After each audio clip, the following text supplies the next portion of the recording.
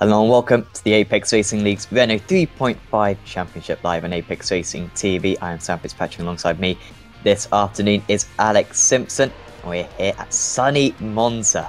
After visiting Imola a couple of times earlier on in the week, we're here once again in Italy. And Alex, your first time commentating on this series, first time commentating on this car, I believe. And this 8-car field around this classic circuit bound to produce very close racing, and just looking at the times right now, it does look like a very close field today. Yeah, hello, good evening, sorry, good afternoon even. Jeez, I'm wishing the day away. Where's my Sunday gone? Yeah, good to be here. Looking forward to watching this one. Yeah, shame I couldn't get involved just a little bit earlier on in the season, but yeah, unfortunately just the 8 cars today. But I tell you what, we've had some fantastic racing recently with grids of similar sort of size, so Monza made for good racing as well. Lots of slipstream, I dare say, so this should be interesting. Drivers just getting ready for qualifying at the moment. We can just see Alessandro just on his outlap, trying not just to hook his tyres too much before he absolutely lights it up for his first qualifying lap. Yeah, pretty much everyone else. And so we saw a fantastic race at Circuit of the Americas last time out, and that only had 5 drivers, I believe, and the top 4 was so evenly matched. It was an awesome race to watch. So 8. Well, hopefully it'll be almost twice as good, hopefully. Of course, the championship pretty much signed off with Martin van Loosenholt leading the way comfortably ahead of Matteo Calastani. Neither of those two are around today, but it does give an opportunity for a couple of other drivers for their first wins of the season, as we see Chaz Jacob making his debut in this series. Of course, driving for CQR now. Not sure if it's CQR Race Hub, I don't know how I should say that, but CQR Club. CQR Club, there you go. I don't know, do you know what the difference is? But it's great to see Chaz in that team now. So unfortunately, the Race Hub obviously is being rebranded, isn't it? It's been bought by one of the Sims, can't remember which one. Of course, we are allowed to say, but I just can't remember off what it is. But yeah, so I think it's being rebranded and things like that. So Race Hub are officially no more at the moment. So yeah, so they obviously have the CQR, and then you have the CQR Club, which I think is like their academy style team, if I'm not mistaken. So yeah, that's the difference. Well, hopefully we'll get an interview with him later on, and we'll be able to discuss all. Currently he's on pole position because he's the only person who's put in a time, but it is a very good time, a qualifying time, better than any lap he sets in practice. So a good start for Chaz Jacob. I expect those times to be improved as the qualifying goes on. David Cudmore next across the line, and he goes slightly faster, 3/10 faster. Kevin van der Slick is next, and well, in fact, he's just starting a lap time there. I think he picked up an off-track, and it's not the worst circuit in terms of the off-tracks. I'd say around this circuit, if you go off the circuit, you pick up lots of incidents, you're bound to crash eventually. I think that's kind of the payoff. You don't necessarily lose a lot of time, but you do risk ending up on the wall if you keep on pushing those track limits too far. Indeed, yeah. Roccatella there, just putting in the new fastest time, 1:34.55. You can just see the sectors where he was quickest. So sector 2, 4 and 5. Purple there, so great job from him. Now, yeah, got it again. See what he can do. See if he can improve. Thomas Knoll in second place. Where is he right now? He is just the third. Yeah, going into the second chicane. Sorry. But yeah, good for him. He was the driver who got the first and the third sectors. Yeah, he had a very poor sector 2. He actually lost about half a second just through sector 2, and he's currently 0.7 of a second off the pole time. So Noel might have an opportunity to take this. He has won a couple of races so far this season. He's been super consistent, and I don't know about you, Alex. I do have to run very low graphics settings, but the rear wings look very odd to me. I think it's due to their skinniness, perhaps. Also the DRS, which is difficult to see around here. But that's going to be a feature of today. These drivers want to run as little downforce as possible. Yeah, exactly that. As Kevin van der Silk there just puts in the fastest time. Good job from him. Oh, gets a little bit sideways on his next lap, so that one's going to be not quite so good. Can Alessandro improve? He's had a good couple of sectors, but not a great sector 2. He does improve, but not enough. Yeah, just 0.04 of a second. And so they'll maybe go back into the pit. So they only get 3 laps here. And I wonder if they've already used all... No, they should have one more flying lap to go. Chaz Jaycott currently in 6th position, going into the Sky chicane. Of course, his first race of the season, this. Oh, a little bit wide, and that might just be a off track, as you say. He's still pushing decently hard. We'll try to improve. This is actually his 3rd lap, I believe. So this is it for Chaz Jaycott. Needs to try to move up the field. He's against very experienced drivers in this car. But hopefully if he can just build up his experience, he'll maybe be competitive, a little bit more competitive next week. Right now he's doing a very good job as he crosses the line. And was that an improvement? No, it was just a 10th of a second off his best time. Look at this from Kevin. This well could be pole position. Sector 2, 3 and 4. Goes slightly slower, but does he improve? Yes, he does. A 1:33.67. Heck of a time. And puts himself comfortably on pole. Yeah, really good there from Kevin. And Alessandro Roccatello, I believe, he's still got to put in a lap time. No, he's just stationary. So that's going to be Chaz, we know, has done his 3, and Max Berta there. Well, it looks like he's pulling it up as well. Yeah, you can see there's definitely varying wing angles going on. I mean, there's a lot of downforce there on that rear wing from Max compared to what some of these other guys have been running. Yeah, it's going to be interesting. Yeah, some practice starts going on there for Alessandro. Yeah, all important to get these right. Sorry, so just it's no problem. I think you got used to it. Yeah, you and certainly on the Radical broadcast often have those issues. But yeah, Roccatello going back to the pit. Of course, it's a long run down into that turn one. Of course, in real life, we've seen plenty of incidents over the years. Fortunately, we only have 8 cars up there instead of the 50 or so we saw at Monza earlier on in the week. So it shouldn't be too much of an issue. They've still got Chaz Jaycott and Max Berta out on circuit. I don't know what they're doing on circuits. Maybe just getting that little bit more practice in. Session time will count down and end pretty soon, and then of course we'll be getting ready to start this race. 2 races today. Just remind everybody of the format, if you would, Sam. Yes, and of course remind you as well. Yeah, 20 minutes first race, and then we'll have a reverse grid with such a small grid. I think there'll be a full reverse grid for that one. We'll still spin the wheel though, because it's absolutely fantastic fun. And then the second race will be 40 minutes in length. Not quite sure how the points work in terms of the importance. I think they are equally important, the 2 races. And yeah, that second race often does produce a lot of action. Usually quite a few things happen in that second race, but this first race, of course, just very much a sprint for these drivers, a little bit shorter than the official series, and the tyres shouldn't come into it too much. 42 degrees Celsius currently, and yeah, so a little bit difficult potentially in the traction zones, I imagine, Alex, but around this circuit, you've got those long straights to kind of cool off the tyres. Yeah, I don't think there'll be too much of an issue. Like I say, as long as you're not wheel spinning out of the hairpins, tyre life should be pretty good. Be able to hold on to them, no worries. Yeah, I think it's only going to get cooler at this point as well. We'll see what the next session brings us, that's for sure. Absolutely. As yeah, still 41 degrees then as the timer ticks over, and we can go through the grid. So it's Kevin van der Sleek on pole position, Alessandro Roccatello in second alongside him. Thomas Knoll and Brian Daly make up the second row of the grid. David Cudmore starts in 5th with Chaz Jaycott in 6th. Massimo Berta starts in 7th with Raul Alvarez rounding out this 8th car field as the drivers just line up. Now, it's a long run down into that turn 1, as I said earlier on. Potentially a few incidents, and it's a good opportunity for Locatelli potentially to take back that lead.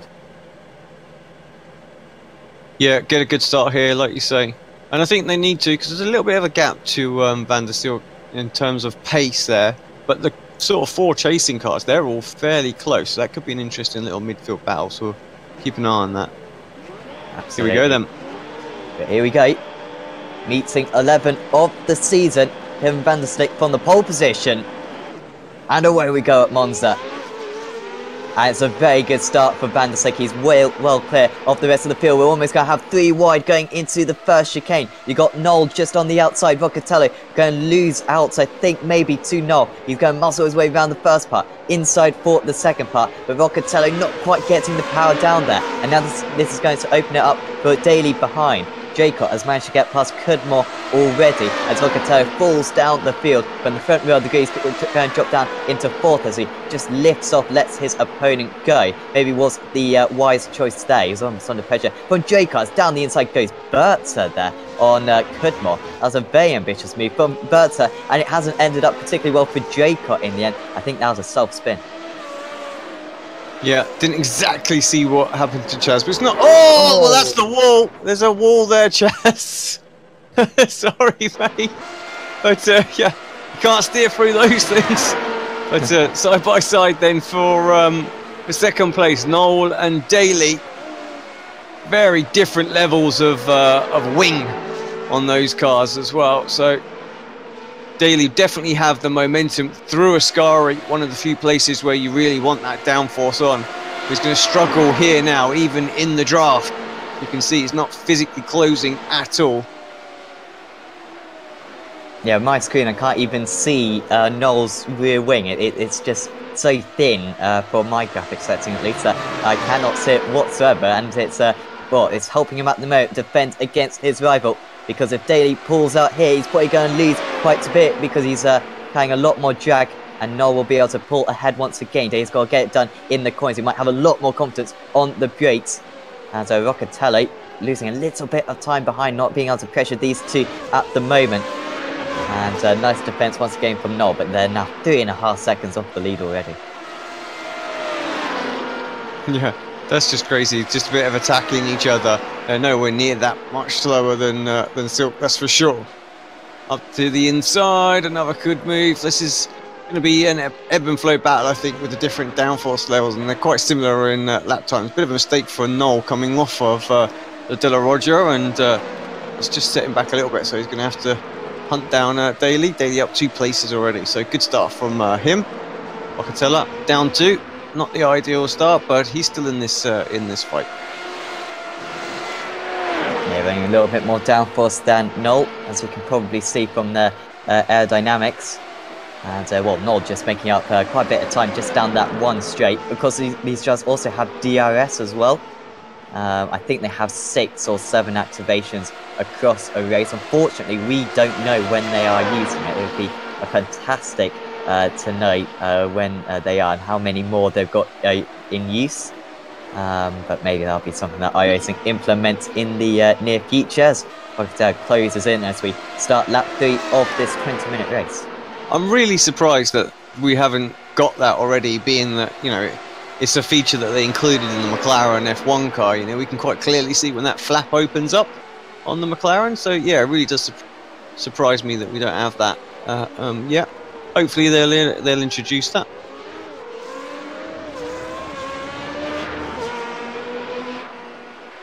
Well, Kevin is checking out of this one as well, so 4.7 seconds clear that last lap, almost. Ooh, well, there we go. I remember Sebastian Vettel made a very similar mistake. They're almost identical in the 08 Monza race. Didn't set him back too much, still won by about 20 seconds if I remember correctly. As long as you don't damage the chassis, you're all good. That's the main thing. You know, if you get a little bit of damage under there, it can affect straight line and downforce levels, and you know, you can lose a good second a lap. Say it, make a race of it if that was the case. Yeah, well, I remember in the VTEC Super VTech Sports Car Series. I think that's what it's called. I think that is what it was called. And yeah, that we saw a few LMP1s picking up damage over those curves in the early stages, and it pretty much ruined their entire race because they could either just carry on around this circuit, which of course drag affects you so much, or they had to come to the pits and take a couple of minutes of repairs, and even then it wasn't all fixed. So certainly preserving your car is fundamental around here, as Noel is very wide, might actually work to his advantage because Rocketeer has had to pull out very early on here, and just look at Noel pulling ahead once again going into the braking zone, but Rocketeer might have a chance into turn 1. Maybe has been a little bit cautious so far, and once again cautious on the brakes there. They're not losing too much time though to Daly up ahead, and Kudmo is just about staying in touch, 2.5 seconds off this battle.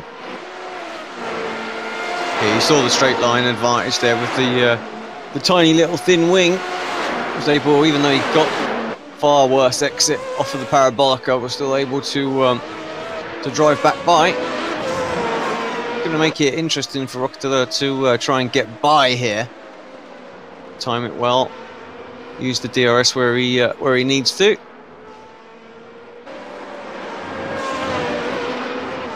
All the time these guys are fighting, Byron just slowly edging away. Not by much, a few tenths that last lap, but definitely starting to eke a bit of a lead now.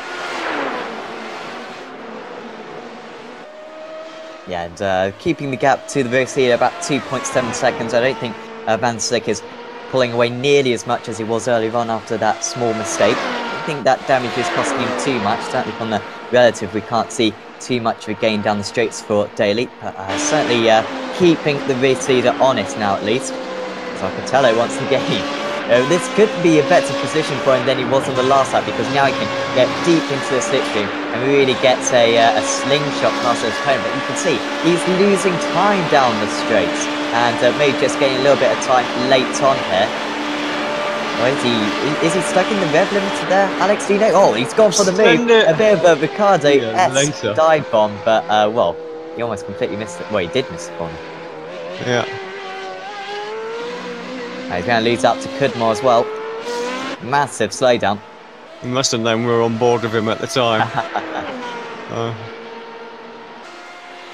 Yep, definitely how not to do it. I think perhaps just a bit of frustration creeping in there, Sam, do you think? Because it just felt like he was quicker, but the straight line speed advantage that Noel had just meant that couldn't get it done.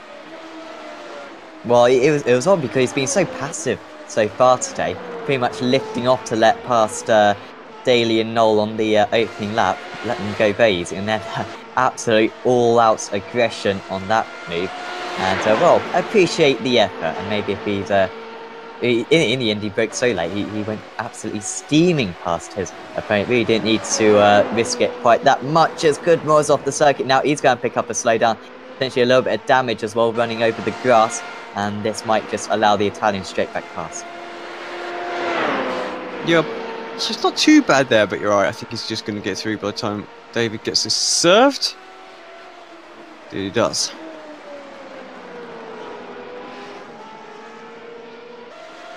In your experience in single seats, whenever you went off the circuit, which I'm sure wasn't very often, but on the rare occasions, were you particularly conscious about kind of slowing the car down to avoid the damage, or were you kind of too frustrated, let's say, and you kind of just sped across straight away and picked up the slowdown? Yeah, not really. I think, you know, you gotta... If you go off there, for example, you're carrying enough momentum that you know the easiest thing to do is straighten it up. If you try and make the corner, you'll end up usually spinning. So yeah, get it straight and just hope that the car doesn't pick up any damage. But I'm certainly not applying too much gas as we're on the grass, that's for sure, because it's they don't handle too well on the grass. Absolutely not. Because these cars, I don't know how much big horsepower they've got. I think it's something like 450 horsepower, which is quite significant in a single seated car, of course. And yeah, of course you don't want to be spinning up those tyres too much, as Kudmo tends to be a second behind. So once again, keeping Rocketeer honest, but the drive's now quite spread out. Daly on that last lap did close in by 0.3 of a second on Van der Slick. And if Kevin's maybe just tricking us here, it's good. Mo has another issue at the Sky chicane. A half spin. Won't lose any position because Alvarez is another 20 seconds behind. But now down to 1.5 seconds. And, well, Daly just running a little bit wide there. Very much has halted his progress. Yeah, definitely showing marginally quicker sector times out there as well. So I think maybe Kevin did pick up some damage there, and that's what's affecting him right now. So should be interesting. Just to confirm the horsepower as well, 530, got 9,000 RPM. So yeah, not too bad, too shabby in this V8. So they sound like an absolute beast. Sound like a proper racing car from back in the day, don't they? The thing is, I quite like Formula E, to be honest. I don't know about you, your opinions on Formula E. I know it's Hold on a minute, people. I need to shut the stream down and give him a slap. Honestly, have you seen this season though? Do you know what? I haven't watched any, but when I was at Autosport this year, you know, I looked at the car and I was like, do you know what? That's one sexy car. And I really like that. So they are doing things right, and as much as we don't like to admit it, it is the future of motoring, as in everything's going to be electric before long. So, yeah, we've kind of just got to embrace it, and I realised it was a good time for them to do it because it meant that they were going to get the jump on like Formula One before they switch over, because at some point F1 is going to become an all-electric series as well. Absolutely. Of course, a good thing with iRacing and other simulators, particularly kind of online competitive simulators, that is where potentially these V8 machines are going to live out the rest of existence, because of course there's not going to be much use in them in the future. So it will be yeah, very, very good to see them. Of course, so even the V8 supercars were thinking about going to a V6 engine, weren't they? So, oh dear. Well, even that, to me, I'm not a big fan of the series, but well, that just seems quite illogical. But 2 seconds now between the top two. Noel actually is, if anything, was he on that? Oh, well, on that last lap, topped the all exactly the same times pretty much, and there was Vocatelli half a second faster than the rest of them. So it's great to see. You know, we've got 4 drivers who could win races out here, but right now, after that start, they've kind of all just got separated a little bit. Yeah, a bit of a shame, really. But I think there's enough time to potentially get them to slowly work their way. Max Berta to there is the back marker that we're looking at, I believe. So not really getting in the way or anything like that. Good, stays to the left, and Noel's able to come on through. Someone's just lit a barbecue. Like, what? In February? I can smell it. So I haven't, well, to be fair, I haven't been outside today, but it looks very sunny. I mean, it is like, lovely, but yeah. Gee. But yeah. Come on, burger. Give me a burger, please. I'm hungry. Just a purple sector time there. Did Noel. Let's take a lap on board with Noel, actually. Hopefully we won't have a reason to grill him here. Very good. I like it. 290 odd Ks. Hits the first apex perfectly, and the second as well. Back on the gas nicely.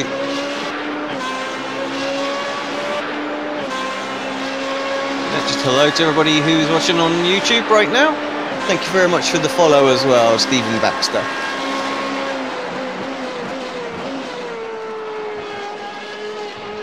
Of course, we are streaming on Facebook and on Twitch, so if you don't fancy something a little different on the YouTube, by all means head on over to there. You're slowly expanding out our media reach. Just experimenting with that a minute. Bit of a deep corner there for Lesmo 2. Had to wait a long time, did Noel, there to get onto power, and that's where Noel's downforce level is going to really hurt him through those couple of corners. Scary, another one, but makes the turn in nice. Will be a little bit light round here, but drives the car away nicely.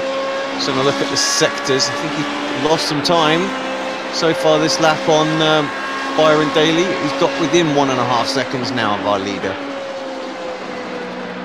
Yeah, it's kind of been going around 1.5 to 2 seconds, just trying to get out of the throttle ever so slightly there, did not. A little bit of understeer on that car, if anything. So weird, that parabolic curve, how different cars really need a different line through there. The GT cars tend to take it quite tight, whilst in the single seats is really expanding that corner, trying to use all the track available. And down the pit straight just leaves in a bit of time was Daly, so I wonder if he's running a little bit more downforce than Kevin van der Slick out in the lead. Maybe Thomas Knoll behind. Locatelli still closing in on those guys, but not fast enough. This was how Kudmel spun earlier on with his half spin. Was very quick on the brakes there. And very similar. I'm thinking this is going to be from Alves just on the exit of that. Oh, major. Oh, and into the wall. Pretty hard hit for Alves. We've got 5 minutes to go. Looking at that car, it doesn't look too bad at the moment. A lot of straights around here, so you can kind of get away with a bit of steering damage. He has got a massive gap of about 0.6 of a lap to Max Berter and Chaz Jacob, so he should be able to hang on to that P6.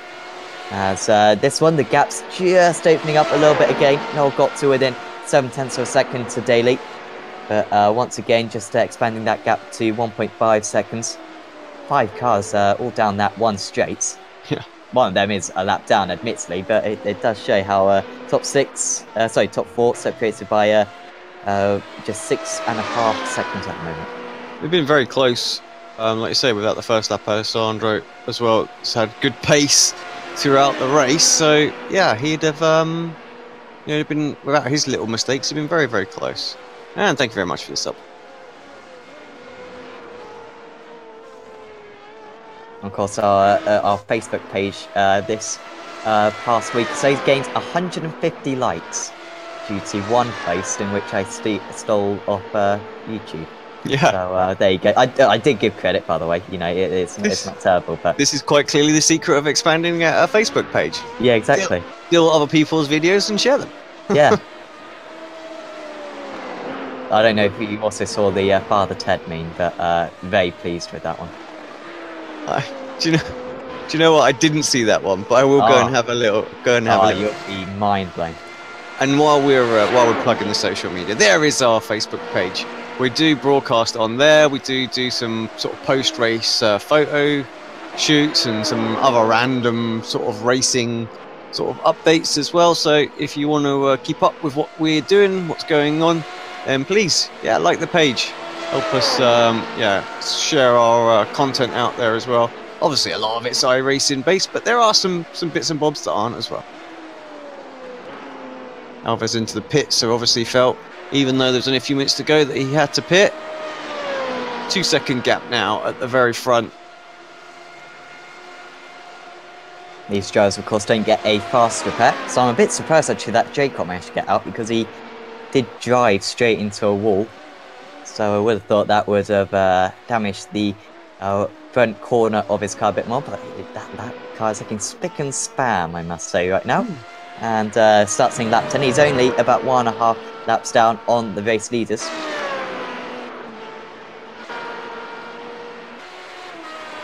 Oh, these guys are so close, but yet just so far, you know? Yeah. All of a sudden, gap up front expands open a few tenths of a second, so perhaps a bad corner from Daly there.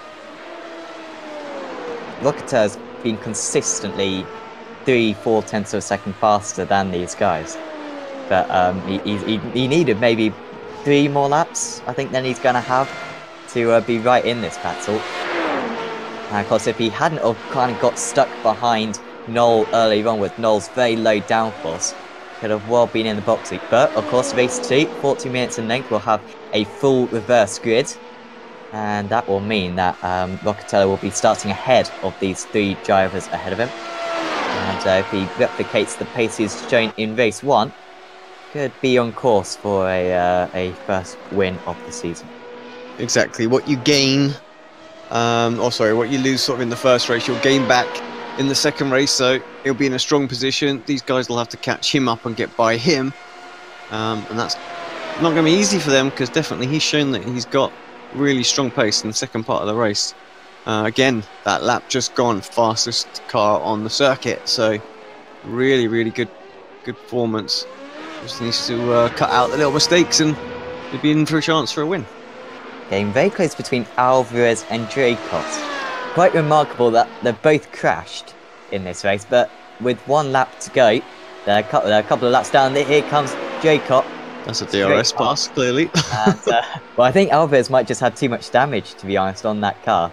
And probably not quite how the aerodynamics people wanted it to look. He has a new nose. Yeah, let's say he has gone in and got a new nose. I did see that he pitted on the bottom of the screen. He was in the box, but yeah, fortunately, gonna have to settle for last place, which will be pole position for the next one. So see what he can do from there. I'm sure we'll be looking strong for that one. Certainly in the opening few corners, hopefully we'll be able to hang on for it for a little bit. And we'll have a clean run. Having clean run, out in the lead though, Kevin van der Slik. The gap's gone down to below 1 second between him and Byron Daly. There's going to be 1 second enough. You can see the top four all in one straight. They haven't really gone wheel to wheel for the second half of this race, but it's going to be Kevin van der Slik nonetheless to win race one here at Monza. His first win of the season. And he just about beats Byron Daly. 0.6 of a second between the two of them in the end. Maybe van der Slik just slowing down a little bit at the end. But Daly also set his personal best lap time on that last lap. Was really pushing. And nice battle amongst those four. I think that is going to be extremely competitive amongst those four in race two. Hopefully we won't lose any of them early on like we've seen in recent weeks. Yeah, just a half second closer together, and we'd have had a fantastic race there.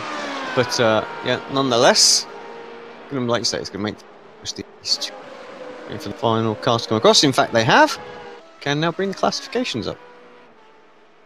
Yes, and it's Kevin van der Slik taking the race victory, like I said, 0.6 of a second ahead of Byron Daly. Thomas Noel was in third position with that low downforce setup. Is he going to be easily overtaken for race two? I wonder. He could be a very difficult customer, certainly.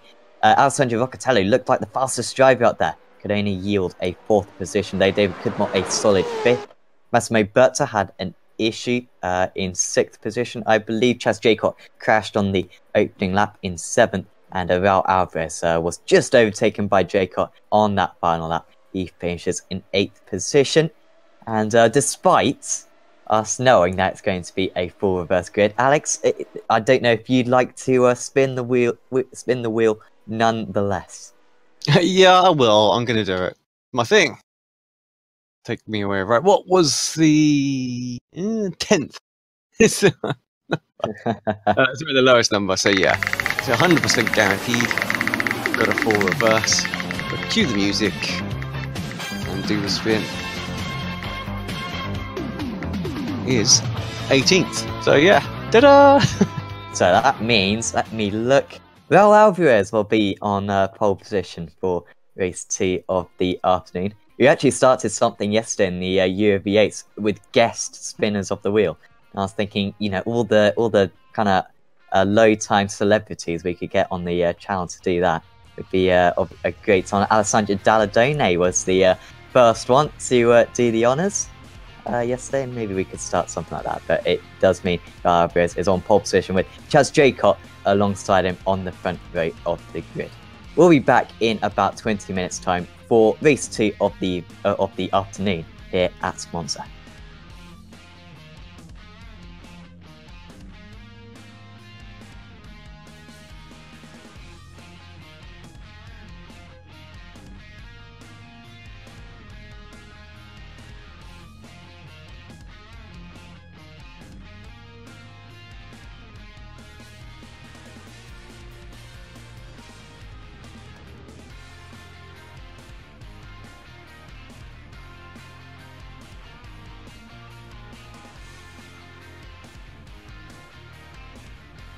Races in the Open Indy category. So yeah, it'd be nice to see some races, you know, some official races back on that oval, but yeah, I didn't know it'd been damaged actually. Yeah, I don't know how. I don't know if anybody races on there now, but yeah, IndyCar's no longer on the. It's no longer on the IndyCar schedule. That is for sure. We did some epic BSRTC races here as well a few seasons ago. If you don't know about the Twin Ring Motegi Oval, turns 1 and 2 are completely different to turns 3 and 4. Turn 1 and turn 2 you can pretty much lift, but by the time it gets to turn 3, due to the lack of banking through the final two corners, you've almost got to get on the brakes in some of the cars that you're racing, because you're not going to be making your way through the corner otherwise, and you've got to make sure you don't hit the wall either on the exit. But today we're on the road course and the cars are starting to grid up. We haven't really seen many cars on the circuit, because when we joined the broadcast after the track guide, the qualifying session was at an end. But you'll see some in a moment. Aeronom starts on the pole. Second is Rob Hartley. It's a very short pace lap here as well. Pat Iannucci is in third, Mike Dam fourth, Kevin Ford fifth, and Clint Vigas in sixth. Seventh, Cameron Bidwell, then Tyler Schiffler, Steve Thomas, Brandon Whitworth in rounding out the top 10. Then 11th for Paul Gibson. 12th is Jeff Jacobs. Moving on further back, 13th place is Leon Wright in the 77 car. 14th for Russ Ruddock. Then Steve Daniel in 15th. Mike Monaghan 16th. Raymond Bader in 17th. And Matt Katila in 18th, with Trent Brown rounding out the Mustangs. Into the Mazdas then, it's Eric Violet on the pole there in the EV Paints car. Asbury Motorsports 1's Travis Schwenke is second. Jacob Beasley third. Then Dave Payton, the Canadian, in fourth. Fifth for Jim Liss, sixth for Geordie Fikes, seventh for Bobby Charles. Then it's Elvis Rankin in eighth. Got Robbie Unser as a spotter today. And then it's Lewis Loper in 28th place overall. And then at the back of the grid, towards the back of the grid, it's Chris Torman, Matt Smith, Lyndon McMurphy, Derek Holland, John Allen at the back there in the Mazda. We'll see if he can use the strategy to get himself further forward. He usually does. And then Edgar Sanchinelli and Mike Key right at the back in 35th place, just 11 seconds off the pace there as the field now goes under the oval, and we get set to get underway. The last time I did a broadcast here for this series, we had a monumental pile-up at the start, and a safety car had to be brought out. We'll see if that's going to be the case here as they go through the chicane now. A potential overtaking spot on the circuit if you time your move right. And now the field is in the hands of Aeronom as we get ready to go here at Twin Ring Motegi. Field going down the start line now, waiting for the green lights to get round 4 of the Ritmatech Sports Car Series underway. We get them now, and away we go for an hour of racing around the Twin Ring Motegi circuit. Pretty even start from everybody. No one really making any moves. As always, the series driver's very, very patient. A good first couple of corners there. You can hear the MX-5s in the distance just start to light it up as well. Here they come. It's Eric Violet on the pole in that class. He's the car on the inside in the 89, and he's going to get it and hold on to his lead going into the first corner. Not too many advances in positions. A good start from Elvis Rankin. You can hear them sliding contact to the back. Around goes John Allen. I just mentioned that he might have got hit anyway. A few other cars off, include Lewis Loper there in the in his car. Mike Key and Edgar Sanchinelli gaining a few places. Chris Torman might have been the other unfortunate car involved in that. He lost a few positions at the start, but everybody able to get going again. And here come the Mustangs through the S's. Oh, a great shot. Yeah. Sweeping through there. Well, no safety car even for that incident. So, but yeah, a bit of a shame to have the MX-5 field split apart a little bit there. Front three already starting to make a little bit of a gap, with Rob Hartley and Mike Dam in tow behind Aeronom as we go into the hairpin onto the back straight, which is the start-finish line for one of the other layouts that we've got here around Twin Ring Motegi. Now we plunge down the back straight. Forget how many layouts they've got actually around this circuit, isn't there? There's quite a few that you do. Yeah, they've got the full, they've got the oval, and then they've got two other layouts as well, the east and the west, I believe. There goes the east circuit, off where the cones were there to the right as we go into the final corner now. And it's going to be Aeronom that leads the way at the end of the opening lap. Robert Hartley is giving him cause for concern though as we come across the timing line to complete the opening lap. Got an hour of course to go with this, and we'll keep you updated with how the strategies are going to play out over the course of the race. Even though we are in dawn conditions here, as you can see the power of the floodlights here. As it's Japan, the temperature is still going to be pretty much on the warm side. So going into turn 2, Hartley giving him quite a decent run here as the timing tower comes up at the end of the opening lap. Yeah, nice, good start for the Mustangs. All pretty, like you say, all pretty close, but just a couple of little individual backs there. Violet comes across as well. So MX5 finishing their first laps. Not many moving changes in that first lap, as you can see. People are down 2, Ruddock up 2. So that's really it. Everyone else just the one spot. So no massive changes there. That's for sure. Obviously, a trait of this, the Mazdas, is that they all will be pretty close for the duration of this. Saw quite a lot of that at Sebring, and you can see already Eric Violet coming under some pressure from Travis Schwenke. Schwenke's going to go up the inside here into the right-hander as we go over the go under the banking here. Watch out for Jim List as well. He's gained 2 places since the start of the race, as you can see, and he's almost applying pressure down Eric Violet as well. D2D Motorsports Gold here. Let's go on board with him as well as we go into the right-hander. Great little section of circuit. The camber on the inside there, you just have to nick it right so that it pulls the car around that corner there. Car always wants to understeer, and back always gets light going into this corner as well, the rear end. So you've got to be just a little careful. Again, it's just there's just subtle gradients on the circuit. Cambers here and there that make it quite tricky. You just really have to know exactly where to push and what to expect the car to do. We go onto the front straight, onto the back straight again. You can see, as Alex was mentioning, the camber and come at some of the corners. That's why it's almost perfect for the motorbike racing around here. And these Mazdas. Yeah, I'm not surprised they go here. Actually, this must be a fantastic circuit on a bike. And actually, I bet the racing is epic as well. Well, the MotoGP series used to go to Suzuka until it got dropped off the calendar on safety grounds. The death of a rider there in 2003 was the final straw for the series, really, and they've been coming here ever since. And who's that in the background? Someone. That was Lyndon McMurphy, I believe. Yeah. In the Catspire Motorsports, got to have cat-like reactions to keep that one out of the wall as he ran very wide there. Obviously it doesn't rain on iRacing, but not too much grip on the grass through the final corner, and now he's feeling the heat from Chris Torman in the CT racing car in this battle over 11th in class. I sense it's only a matter of time before we get some sort of rain and things like that. It's almost there now. Nice throwing in a nice wet race. What we need. Be the icing on the cake, really, wouldn't it? I will, yeah. I mean, we've got dynamic this and that and everything now. Let's get some of that on there. I mean, I know people will shout at me and go, no, we need better tyre model. And I do agree with you. Where does a new Silverstone as well.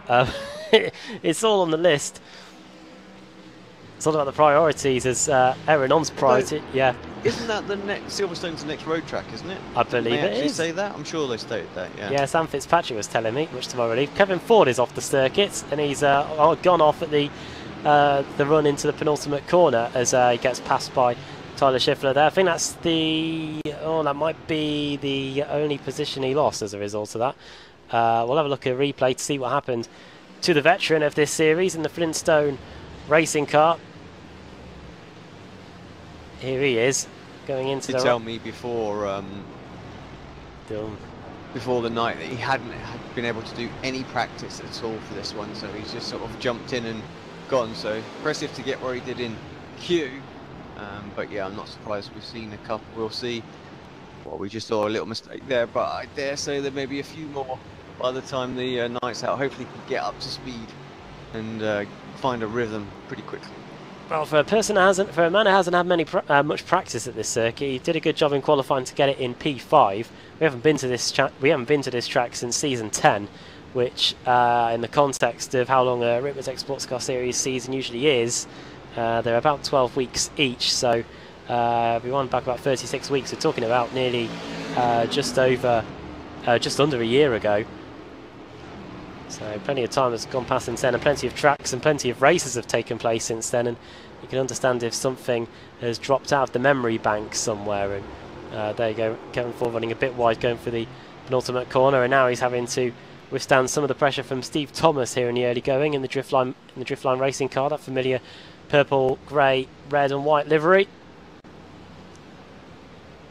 Back to the Mazdas, in fact, because it is pretty close between Travis Schwenke and Jim Liss. Eric Violet hasn't been able to recoup any of those positions that he lost in the early going, but he has kept them within striking distance. Looking at how the strategy is going to unfold for this one, as I open the document, we've got likely going to see the Mazdas taking at least 2, if not 4 tyres on their first stop. We should make an interesting strategy in the Mazda class. They will take full fuel. Just looking when we're going to be expecting to see them come into the pits, they'll probably be coming in about 43 to 46 minutes into the race. So we're going to be seeing them in pretty much towards the back end of this one, which is something that we usually see.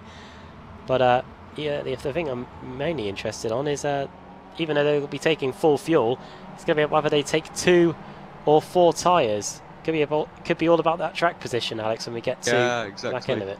And I'll tell you, if it was the Mustang, I'd be like, you have to take 2 because track position is so important around here. But the little MX-5s, I still feel, as Peyton's going to prove my point here, you can make the moves in the MX-5. Peyton through and up and into 4th place, good little move. And now Beasley coming under pressure from Geordie Fike behind him. But does manage to hold on to that one. Over line they go again, and track position was key for many of the drivers in the Daytona 500 on Sunday. In fact, the crash that took place in that even made national news here in the UK. It was one of the top few things on the BBC Sport website for most of the day, which I thought was pretty cool. Obviously, even the non-motorsport fans love a good crash, something that we probably won't be seeing here during the Mosaic Sports Car Series. I think many of the drivers in the NASCAR last night lost their heads by about lap 180. Here is John Allen, who was involved in a crash at the start of the race. He's now trying to get some of these positions back. He's trying to start with getting past Matt Smith and Elvis Rankin, going into the hairpin here. Rankin in the 18 car, just in front of Matt Smith. We mentioned earlier that he's got Robbie Hunt acting as a spotter for Rankin. Former Indy Racing League driver. 9-time winner of the Pikes Peak International Hill Climb. This is definitely not a hill climb, Alex, but there's definitely some elevation in here. Don't know whether that's helps get passed on in terms of any influence, but yeah, still pretty cool to have one of the Unser family acting as a spotter for, or serving as a spotter for Elvis here today. Yeah, indeed, awesome stuff and wealth of knowledge and experience. Hopefully, we see that being passed on, and Rankin doesn't make any rash calls out there. Got, like I say, a long race, and he's still right there. He's still in sort of a shout and reaching distance of the guys at the front. So we'll see how he progresses. Interesting to see, actually, because obviously a new driver to the series, really, for us. It's always good to watch progress of some of the new guys after a season or two, see how they fare. Indeed, yeah. Good start in terms of how many positions he's gained. Rankin is right where he started. Matt Smith behind us gained 2. John Allen, as he slides his way through the final corner there, has gained 4 spots. So despite what happened at the beginning, he's still gaining quite a few positions. As you can see, that Trent Brown has come into the pits with a lot of damage. Don't know whether it's meant that he's towed back to the pits, but we'll get a replay nonetheless to see what transpired here to the man from Michigan. Oh, well, nothing happening there, but there was a car that was going very deep. Oh dear, he spun on the exit, and he's going to hit the Onco barrier as well, which can cause a lot more damage than, even though that looks pretty harmless, it has given him quite a bit to worry about there, and I wonder if he may have a few more things to worry about than just a bit of damage to the front end. Hence why he's probably been in the pits for just over 90 seconds, Alex, as looks like there might be a chunk of repairs that he's got to do. Yeah, still just sat there. Nothing, like you say, nothing he can do. It might be race over for him tonight. Certainly in terms of where he can finish, but yeah. Over the timing line come the leaders again. Already approaching a quarter-hour mark here in this one. Nom, then Hartley, then Dam. Promising to see that Nom hasn't been able to pull away as of yet. It's all going to be down to the pit stops as things stand at the moment. 3 attempts back to Hartley, then a further 3 attempts back to Mike Dam. Pasquale Iannucci, Pat Iannucci, is in a bit of a world of his own really at the moment, sat in 4th. He has got a 3-second buffer to Mike Dam in front of him, and he's got a 3-second gap to Clint Vigus in 5th. So as things stand, he is in a bit of no man's territory at the moment. We'll see if he's able to gain on that. Further back, 2 tenths of a second separating Kevin Ford and Steve Thomas and Tyler Shiflett as well. This is the battle for 6th going into the right-hander here. Steve Thomas keeping Kevin Ford under the microscope, and of course Kevin Ford trying to get past Tyler Shiflett after his error in the penultimate corner earlier on in the races. They go up through the staircase here through the left and the right-hander. And as you can see at the bottom of the screen, the battle for the lead in the Mazda's rages on too. Here is Jim List. Oh, getting hit in the back by Travis Schwenke. And that is Jim List into the lead. Schwenke might try and respond straight away, but decides not to. You can see the brake discs glowing as well. Steve Thomas is being shown up as out on the screen. And that isn't just my stream, because I've had to lower the graphic settings, and everybody should be displayed, and it looks like there's internet issues or something hardware related. Up and down the order as well, yeah. Yeah, has plagued Steve Thomas. So yeah, definite problem there for Thomas. That's not why anybody wants. Unfortunately, yeah. Hasn't quite featured as strongly as he has done in previous seasons. Sometimes they just don't go your way, do they? You know, I've been in a few where they just, it's just not happened for whatever reason. And then others where it's been, it's been a great season, just constant good results. Are you looking forward to the new Porsche for the World Championship, Alex? Well, I'm going to enjoy watching the races. Yeah. Obviously, I decided not to renew my license, so I didn't. I say renew. I didn't even go for it. I mean, would I have got in? Not sure. It would have been if I had the time to bang in the kind of practice that I would want. It would have been close. I think I might have just snuck a top 20. Yeah, no disrespect to all the guys that are going for it or anything like that. I just think I could have just snuck in there. All very, very quick drivers though, and I was just outside of it. But I think for me, it's need to get the most out of any tin top car. It's a lot of practice. So, but I think the racing is going to be brilliant. So I'm just going to sit back, enjoy. I'm going to focus on the 6 GTE World Championship races that I've got this year. I'm just doing the Formula 3 league that we're involved in. That's going to be a lot of fun, and then the BSRTC. So, but yeah, I think it's going to be something quite different. Individual event in a tin top car. There's not a lot of slipstream. The overtaking is going to be difficult. It's going to be an interesting one. So. There's already some tempers flaring. I've seen some social media posts from some of the big dogs when it doesn't go their way. So yeah, there's some definite short-tempered drivers in there as well. You know who you are. That are going to be fun to watch. Get your popcorn gifts at the ready when there's collisions. Well, I'm sure that many of the people who are watching this are probably based in North America, and I've had Kevin Ellis show me a show me what the schedule is set to look like. And I have to say, we are going to quite a lot of North American circuits. So, well, I think obviously it is Porsche backed this time, and obviously huge $100,000 prize pool. Or is it a share of 100k? Yeah, not too sure. Oh, yeah, I think it's a share of, isn't it? So, but I think that the primary sponsor, I think, is still a North American based Porsche group, isn't it? You know, it's the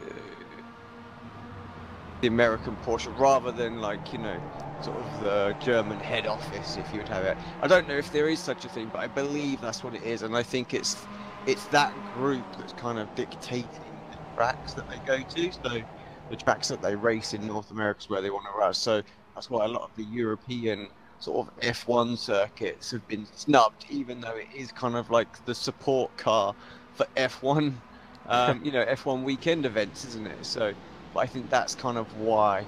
I'm just surmising and trying to make some sense out of the madness for avoiding some of the fantastic Formula circuits that we have that would improve the racing. So,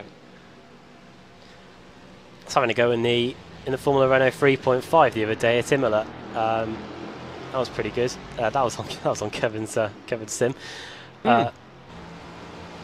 Well, yeah, nice little triple screen setup that Kev's got now with the BenQ monitors. With a shameless plug of our sponsor. There you go. As the leaders come onto the front straight, I think Travis Schwenke has just got the lead, just as we switched away from them. There you go. Schwenke has got it done. I can imagine that it was down into the hairpin, but now Jim List might try and get it back straight away. Eric Violet looking in. No way through there. Interesting, top 4 in the ST and top 3 in the GS really broke away. I mean, kind of expected to see the MX-5s a lot closer throughout, but like you say, look, 6 seconds. Really, that's quite a gap. And I am not surprised to see the top 3 scampering away in GS though. Through the hairpin we go. About 20 minutes into this one then, as somebody was off the circuit. I think that was Derek Holland. But yeah, the front 4 here. Not much to separate them here. Mike Dam may have made an... oh no, he's still there. Oh, I thought for a second that he was gone. But see, Iannucci is actually 5.6 seconds down the road. Good battle in the midfield that we haven't really checked in on. Here it is. It's Leon Wright versus Russ Ruddock. And Paul Gibson isn't too far away either. Gibson lost 3 positions. Has lost 3 positions in the opening 20 minutes. But he's since managed to stop the rot and is now trying to get some of them back, as so Alvis Rankin has gone off the circuit. I think he's got back on again. He's trying to apply the pressure on Jacob Beasley, but this battle still looks pretty close. We didn't really mention what time the Mustangs would be coming in. We really just shed light on what's going on in terms of the Mazdas, but the Mustangs are expected to be in about after the half-hour mark, about 33 to 36 minutes into the race. They'll get about 16 to 17 laps on a tank of fuel, and as you can see from the lap counter, we are on lap 10, so expect them in the next 6 laps or so. Of course, many drivers may defy what we've been told and come in earlier. Obviously, they won't have to worry about anything in terms of energy, which is something we saw in the Formula E race, insane Formula E race at Mexico City on Saturday. Great finish. I urge you to check it out somewhere if you haven't. Really was. Over the line we go again. Leon Wright not really showing any signs of getting by here, but still.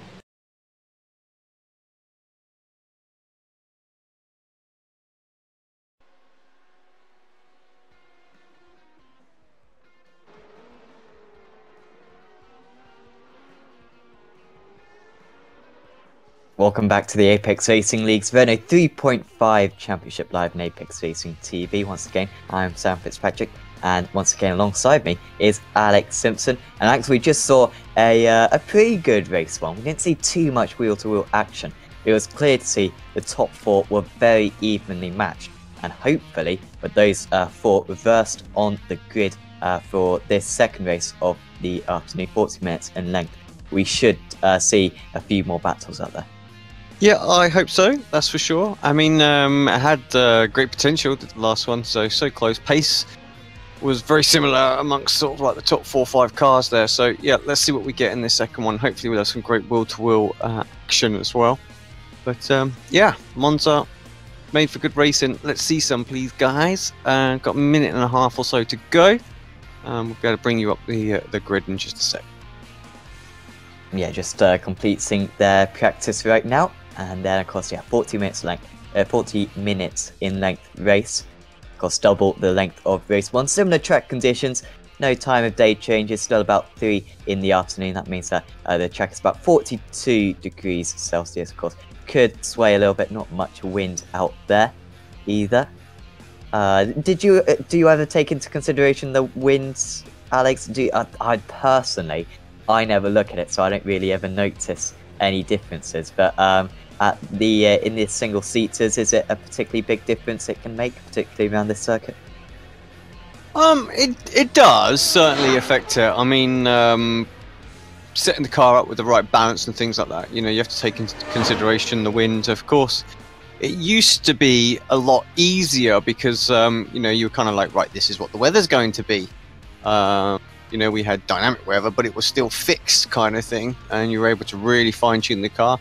Now, of course, the wind shifts around a lot more, and you kind of have to be a bit more general with your setup.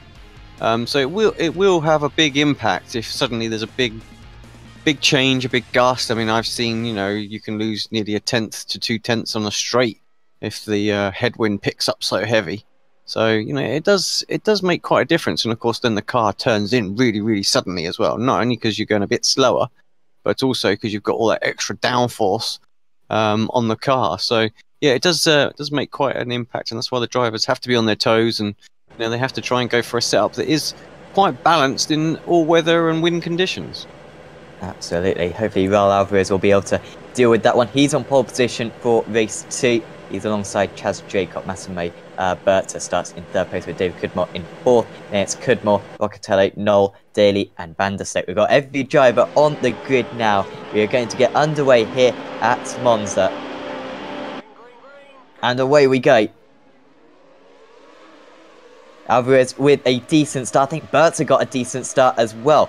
Moving up through the order as well is, I think that was Knoll having a, as Berta actually going to the outside here, going into turn 1. We could see some instance as the car right at the back drops it on corner entry.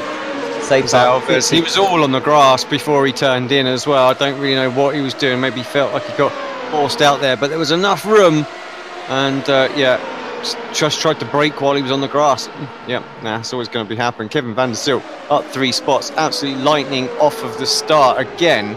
I spotted something on the last race where he was having a bit of wheel spin before he even got going, so I don't know if that's some sort of hackery start that he's doing. I'm not saying he's hacking, but you know what I mean. You know how you find the best way of starting the car and things like that, you know, it's just like, right, get the clutch pedal here, shift up and stuff like this. Oh, Chaz Drake got into the wall, but he's obviously got figured something out that's working quite nicely as Van der Sleck, because yeah, what a lightning start again. Absolutely. So Dracot from the race lead drops it, means that Bert is now in the race lead.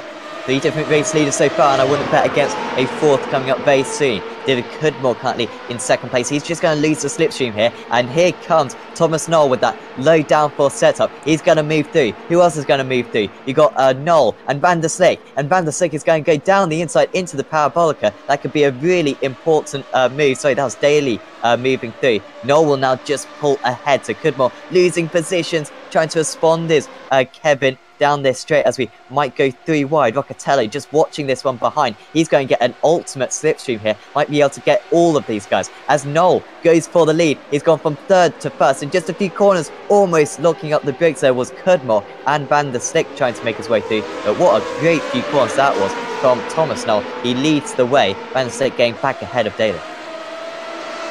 Yeah, Van's good on the brakes going into the first chicane. That'll be that slightly extra downforce, but of course now, where to go, nowhere to go for these two as David Cudmore moves himself up and into second place. Good move on Max Berta.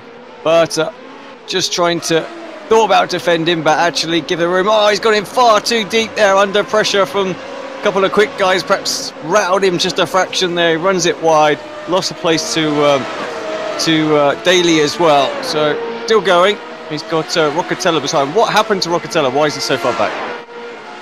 Yeah, must have had a little bit of a slow first sector, dropped a couple of seconds. This is what happened. So he was already quite far behind, so I think, well, I don't think this corner helped too much. As lock up. Oh, yeah. Lock up a little, yeah. Didn't actually spin or anything like that, but had to absolutely hammer on the brakes just to stop that from happening. So he's got a bit of work to do. So once again, Daly trying to respond against Van der Slik as wide goes Cudmore. He's going to eventually lose that position. It was always going to happen. Hopefully, David will be able to fight for fourth position to the end of the race. As to the outside now goes Byron Daly.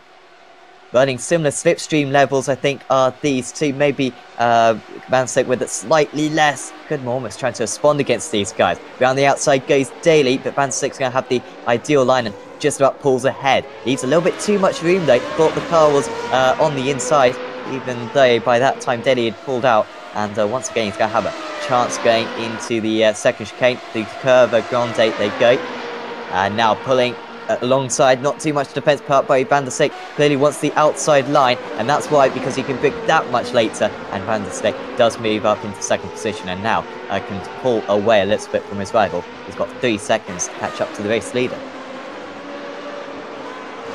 Oh, Dan Macaulay on the chat. Welcome, Dan. Obviously, I know you're here for the first race, but he said at the start of the broadcast he's only here for Chaz crashes, and he's got 2 on the first lap on both races. So yeah, I'm sure that's complete his Sunday. Lovely. So sorry, Chaz. Well, of course, if those that don't know, Chaz is one of our co-commentators here, Apex Racing TV. So we've got to give him a little bit of stick. Absolutely. I don't know how he's World GT. He races in a little bit. Does Chaz? He's got pretty good in the GTs, it must be said, and so he can't be too harsh to him. But to be fair, this is his first day in this car. Really have no idea how much experience he's got. I don't think he's got too much in the official series. So I mean, he signed up literally 30 minutes before the start of the race. So yeah, not much. So fair play to him. Absolutely. As Roccatello closing in on Berta. As Alessandro left himself with too much to do in this race. He's still got the, everyone in front of him in sight. Roccatello, this is where his race 1 all went very badly, with him breaking himself into turn 1. This time a much more comfortable move. He's up into 5th place, 7 seconds off the race lead. Just really seems to go really from his case that just needs to cut out those little mistakes, and he's going to be very competitive. So I know all about that though. So he's just had an absolute mare at Le Mans last night. So got yeah, I think I tried to do everything possible I could to not win that endurance race. So got to the lead, made a mistake. Got to the lead, made a mistake. Got to the lead, made a mistake. It's like, oh my god. What was that in? That was in the GTE, what you say? Oh no, I was actually in the P2, so the HPD. Oh, okay. Oh yeah, it was the Tractor Squad, Neo, and the 24 hours. Yeah. Well, of course, Seeding 12 hours next special event on next week. I know. I was going to say yesterday you did the 90-minute prelude to it as well. How was that before we talk about the 12-hour? Oh, that went really well. We had 51 drivers turn up, which was very successful, and I think quite a few different levels of drivers represented. But I think everyone was very well behaved, and some decent practice for the drivers. And well, I know Alex, you're racing in the 12 hours next weekend. I am personally as well. Might even see each other on circuit. I doubt I'll be top split though. So that might just deny me. But well, if I do see you out on circuit, then watch your back, certainly. That's it. Well, thanks. Well, I'm not even registering the car because I don't even think I have enough I rating to get into the top split these days. So if you're in the DP, you might have a chance, I think. 5'8", I don't know, maybe. So yeah, we'll see. Fortunately, my teammate for the event. I can't disclose at this point because nobody knows who he is at this moment. But yeah, he's in the 7K, so that'll be all right. We'll get touch with him. Is he doing 11.5 hours of the race, or whatever the fair share rule is? No. No, I think we'll be pretty even. So there's 3 of us in the car. Should be interesting. Certainly. And of course, around Sebring, there's plenty of casualties as the race goes on. It's a 12-hour race. Some people maybe kind of are a bit more aggressive than in a 24-hour race. Of course, it's a much tighter circuit, as it gets a little bit tight between Noel and Van der Slik out here. The Dutchman closing in, 0.3 of a second. He's got plenty of time to get this one done. He's got 32 minutes, and just about running out of straight line speed there in the rev limiter. And I think we might see a repeat of what we saw in race 1 where, and now Van der Slik has nearly lost it. Is he going to be under pressure from Daly? No, Daly's a couple of seconds behind still. But that's kind of the first mistake we've seen all day there from Kevin. Well, apart from that race 1 where he cut the Yeah, obviously, not taking it easy. He's pushing a little bit, so just goes to show Noel's pace is pretty strong out there. And again, it seems to be every time I jump to the onboard view, these drivers make that little mistake.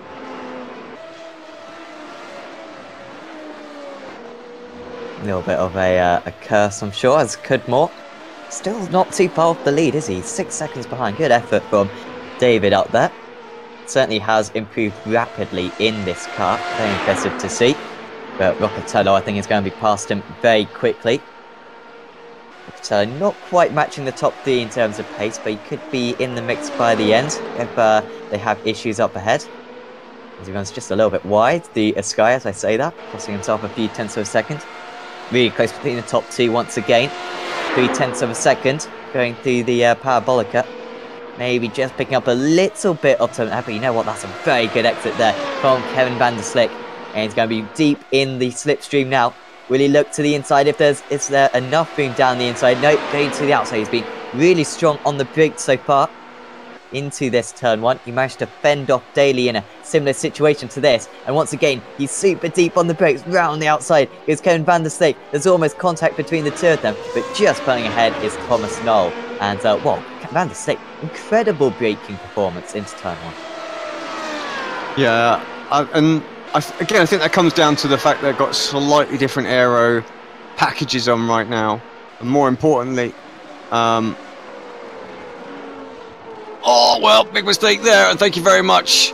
Kevin says straight through. Just went in a little bit hot, did Noel. But yeah, Noel got a good exit out of the turn 1 chicane. He's coming back almost instantly. Wants to have a piece of this. Daly is right in the mix too.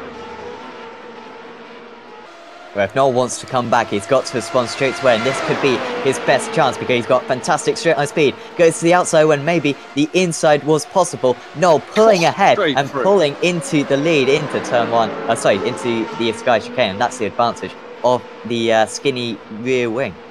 Yeah, this is going to be tricky, I think, for Kevin to break away. He's going to be able to get by, but of course, going to run out of DRS usages pretty quickly. And then really the driver that has the advantage is going to be Noel.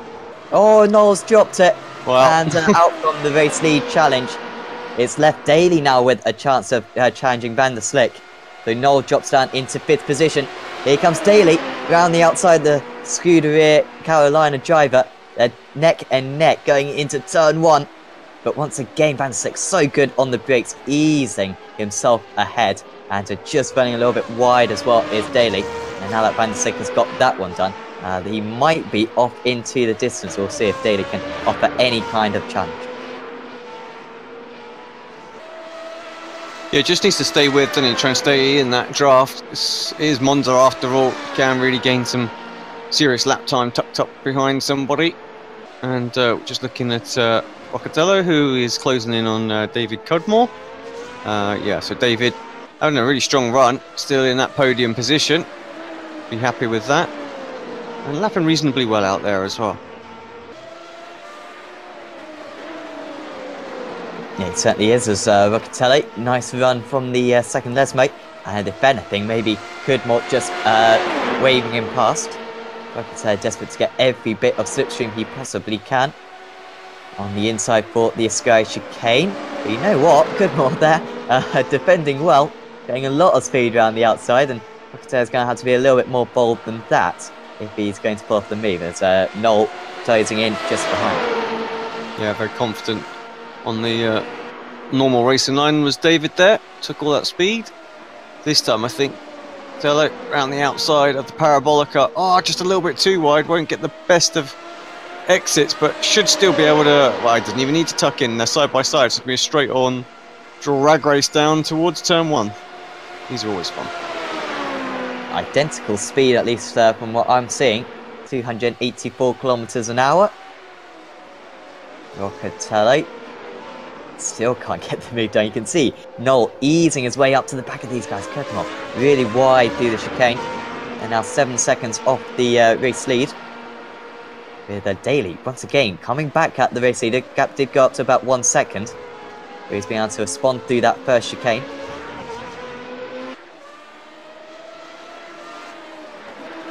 Yeah, good lap from Daly, certainly. Keep Kevin under a little bit of pressure, I think. We've seen him make a couple of mistakes, so keep piling that on. Longer race, of course, this one. Just a little bit more time to keep your focus. And confirm that Ches Jacob has unfortunately pulled out from the race. Disconnected from the server after his issues. Probably too much damage to be repaired for him. Damage to the pride, I think it was. Crashing out from the lead on lap 1. What you like, Chaz? I don't know. You buried it into that wall as well. Side by side then for 3rd and 4th place. No, lurking, waiting, still. David. Oh no, he doesn't. Well, unfortunately, that was nothing that Locatelli could do there. David lost it all on his own in front of him, just taking in a bit too much speed on the inside line. Now Noel, that skinny wing, surely just going to breeze on past. Indeed he does. Sandro, I say he'd be a bit frustrated. He got that place, but instantly lost it again. Still finds himself in 4th. But might be able to go with Noel, but they are some 10 seconds back from the two at the front. Well, they were battling, but all of a sudden they're 1.1 second apart now. Yeah, Daly just dropping back ever so slightly. 1.3 seconds behind, as you said. Locatelli, I wonder how much front wing damage he's got now. It shouldn't be too bad. It was quite a small hit. Because the issue for Kudmos there was that he was taking such tight lines into those corners, just carrying a little bit too much speed. Of course, the marbles out there maybe making a little bit of an impact and losing the rear end of the car. Does mean that we've now got Van der Stek, Daly, Noel, and Locatelli. So is that the same order as we saw in race 1? I believe actually. I think it might have been. Yeah, of course, all had their own issues out there, but yeah, same result, or at least that's how it's looking at the moment. Locatelli keeping up with Noel, and actually on this lap Daly has been able to maintain the gap to Kevin Van der Stek.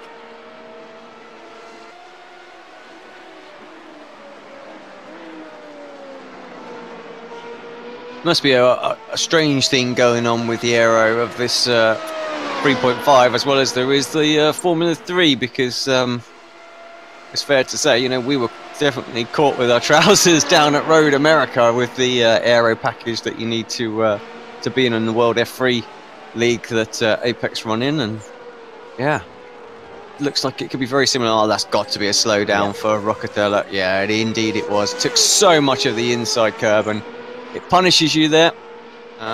You can just about sneak the inside wheels onto the on the green curbing, can't you? But you definitely can't have all 4 going over the curb. Yeah, absolutely. Very tempting at that one, and also the one I just went through as well, because the curb isn't too high, and you can gain yourself a little bit of time. Of course, not as bad as Le Mans. I don't know if you picked up any slowdowns yesterday. Well, yeah, one of the mistakes I made was getting a slowdown on the first lap. Oh, of course. Yeah.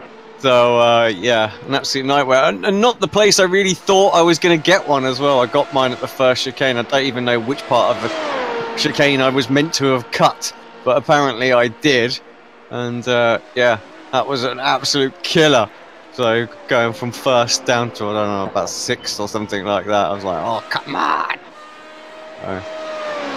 But yeah, so that made my race interesting to start off with. And as well as obviously putting the wrong fuel in to start with as well, so having to fuel save the entire race just to get back on strategy. So yeah, like I said, anything and everything I could do to try not to win that race, I did. What I would say is that with the slowdowns, personally, I'd prefer they just put on like some spikes or something where the track limits are instead of these slowdowns, because it's so painful. I wouldn't mind if they. I realise the tracks are, of course, laser scan, they're ultra realistic, but you know, just stick in some absolute massive curbs like we have through a few corners around here at Monza, and you know, it's a small adjustment, but it would kind of make it significantly better. And of course, in real life, they have to limit those sausage curves after a few drivers, I think, kind of flipped over them. Of course, we had that issue at Macau as well, where a driver got launched over the fence. So, but of course, in the simulator world, not quite so much of an issue. So that would be good. Of course, I think Montreal, they extended the pit lane, didn't they? Against the real life, because I think it was probably faster to go straight to the pit lane than you know, under safety car. So I don't know, small modifications like that. I realise it does reduce the realism a little bit. Might just be worth doing to you know, enrich the driving experience. Yeah, I think you might be right. Especially as sometimes you get the slowdowns and it's based on the server recognising your position. So if you've got a bit of a lousy ping, yeah, you can get hollered for something that you've not genuinely done. I'm not saying that's what I did, because I'm guessing, yeah, like I say, I just took a bit too much of the inside curve or something like that. But I definitely have seen at Montreal where people drove through the middle of the final chicane, not even touching the curbs, and they've been pulled up for a slowdown, just because the like I say, the ping's not great and things like that. So, but yeah, just whack a big sausage curb and put people off. So if they do it, they're going to be launched to a degree.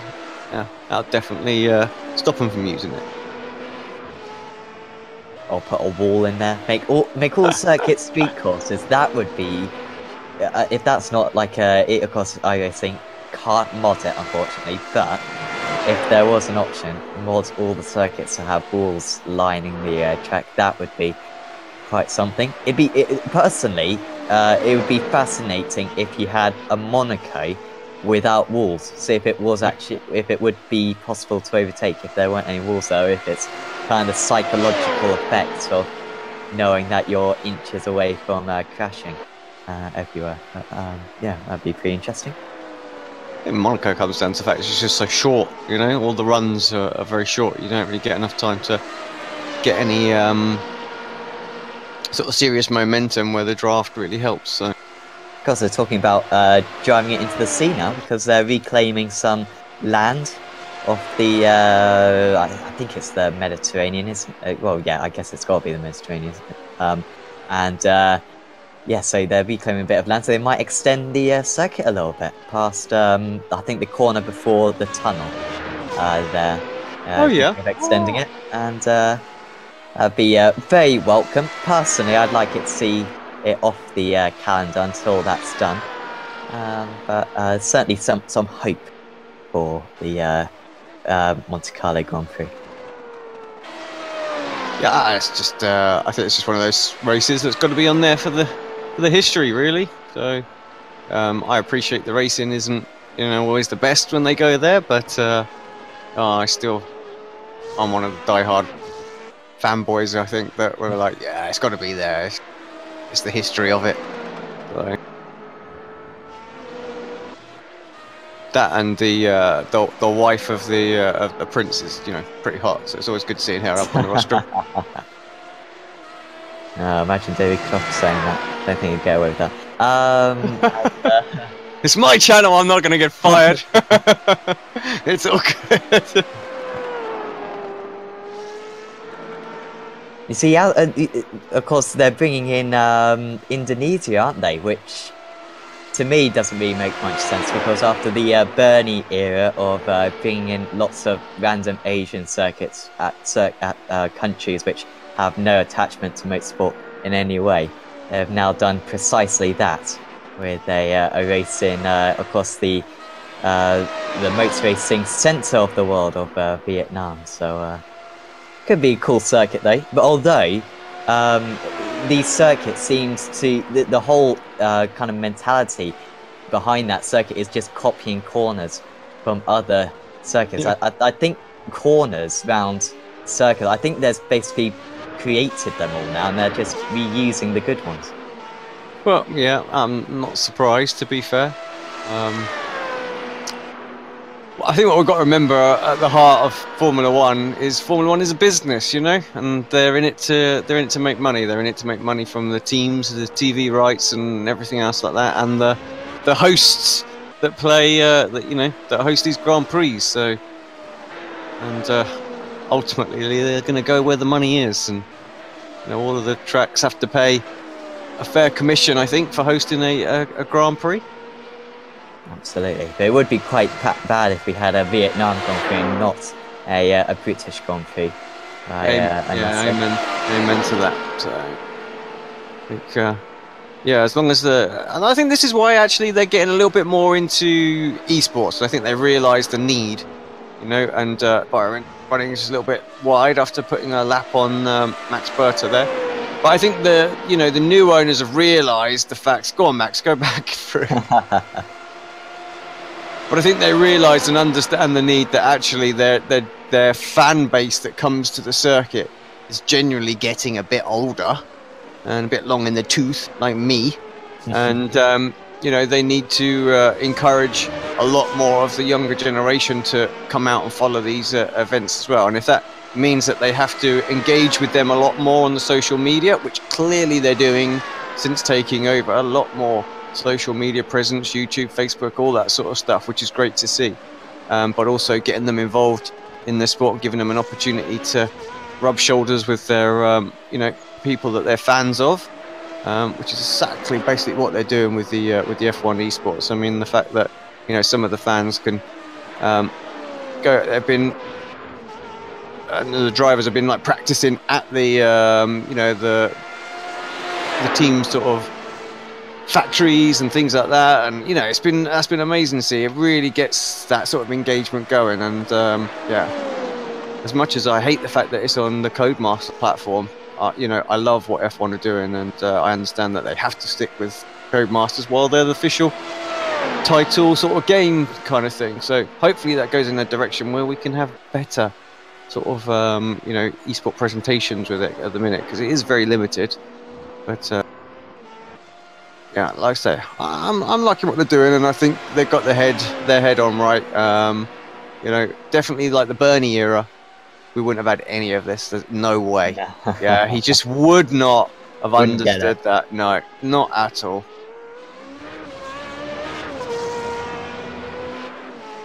Not too much going on out there, hence our little rants right now about sort of F1. It's not just on F1. Suggestions. If Chase Carey, that's his name. Is Chase the one with the of course there's the guy with the great moustache. They've all got great moustaches, to be fair. I think Chase is the one with the great eyebrows. And like how you style your eyebrows like that. I don't think he's grown an eyebrow in about 70 years, but he's protecting them well, and styling them very impressively. Well, you'd be surprised, Sam. You don't know this yet because you're still just a young little whippersnapper. But the older you get, the faster your eyebrows grow. So. Oh, really? Okay. It's pretty easy. It's pretty easy for him to grow. Yeah, they grow out of control pretty quickly. So I have no doubts that he's able to style them as he wants. Just of course before the season starts, I've already seen a post in the iRacing forums, the far too early predictions. We recently hosted like a little bit of a survey on Apex Racing TV about what people's predictions are, and kind of the consensus was Norris finishing top rookie, Hamilton winning 8 or more races.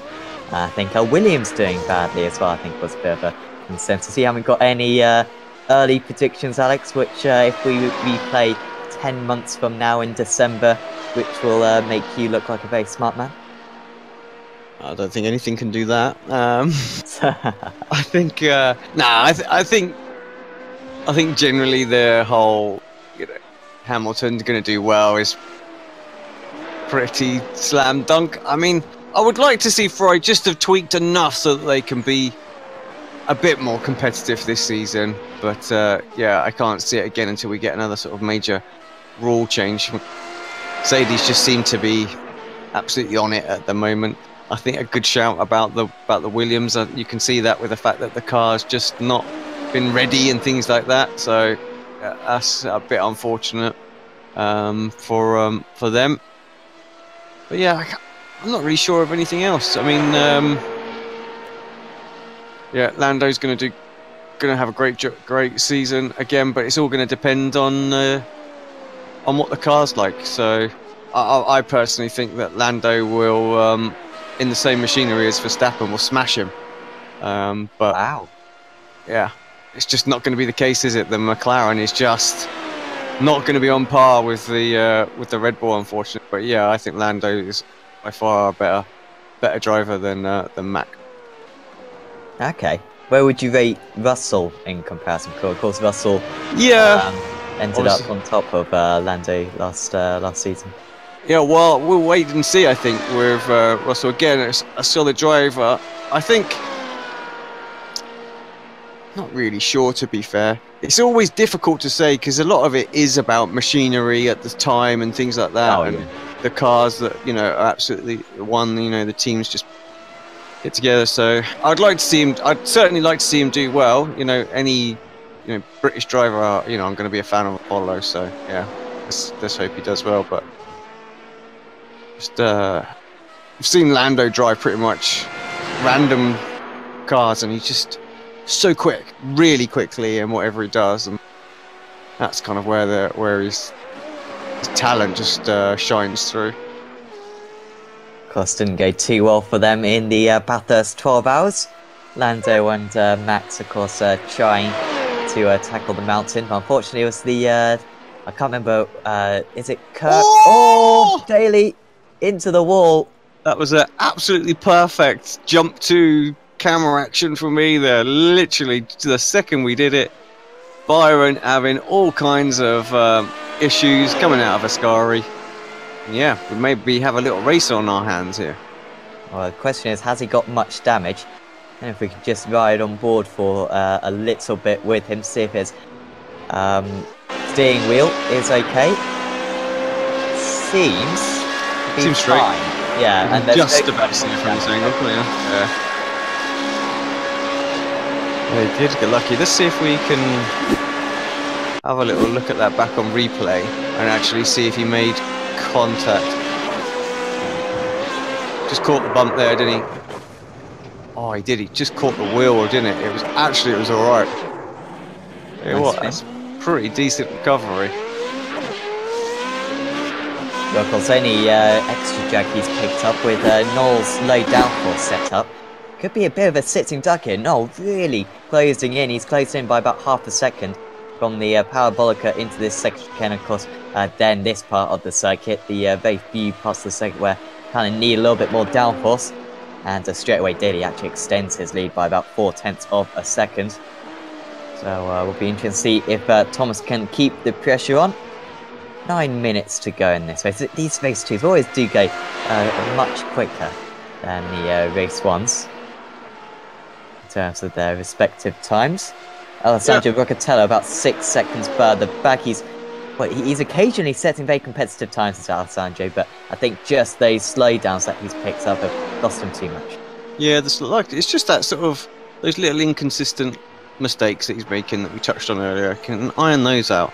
It's going to be right up there. He's 10 seconds up the road, and he's right in this battle, sort of P2. So, easier said than done.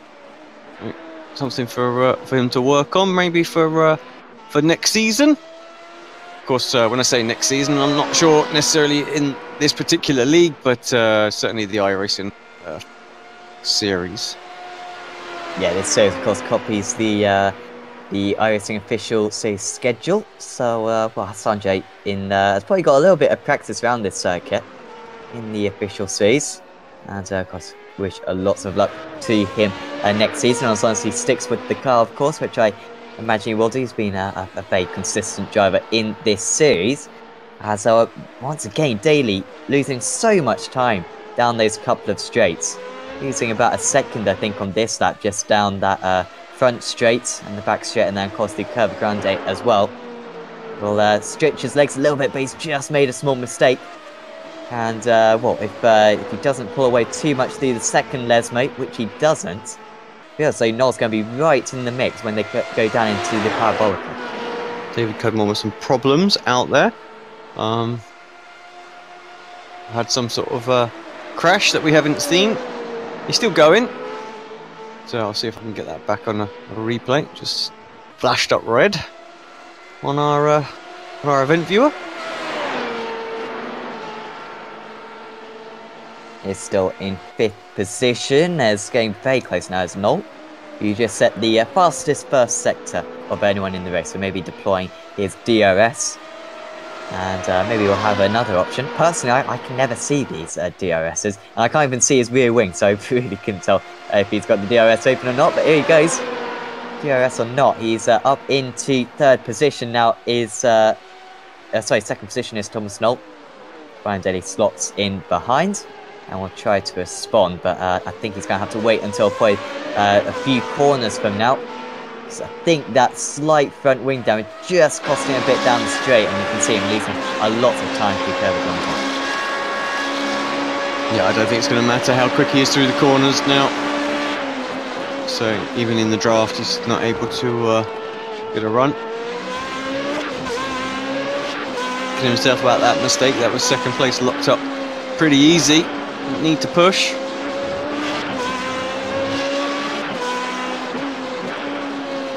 Of course, the worst thing is when you know you've got more downforce and you're behind the car in front with less, you kind of want an equal footing because of the dirty air.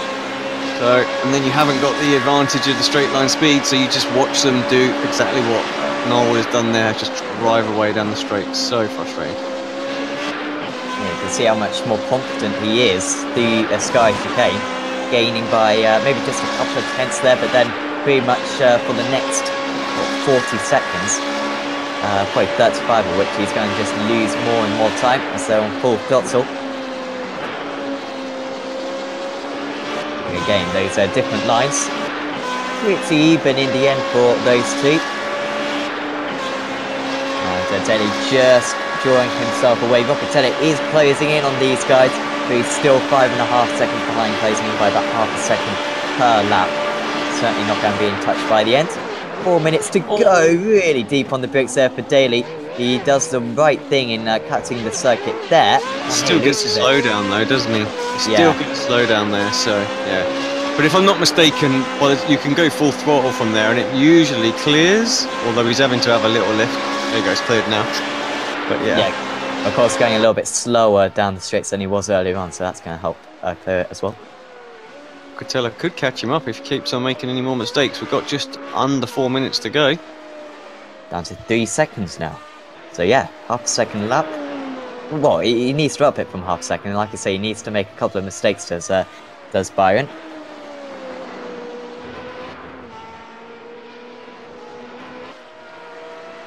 Just thinking, where is the final race of the season in this car? As I frantically look at the very appropriately named race calendar. Spa next time. Good place to end the season. I was about to say, that's a good fitting end to the season. Very appropriate track for this car. So yeah, should be a good one. That.